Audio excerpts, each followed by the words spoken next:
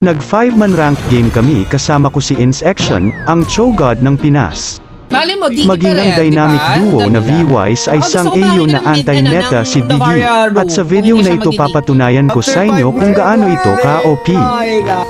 Priority ko na magstay muna sa gold lane at epoke ng epoke ang gold laner ng kalaban upang ma-pressure ito at mabasag namin ang barrier ng unang tower. At dahil kadita ang roamer ng kalaban ay mas minabuti ko na wag na si Bruno iwanan upang hindi siya mawala sa momentum.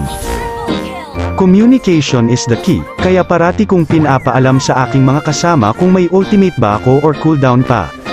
Tingnan nyo, kung hindi dahil sa ultimate ko malamang nalunod na ang ate Edith nyo.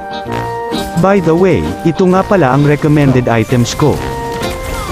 At para naman sa emblem, support emblem, inspire, pull yourself together at impure rage.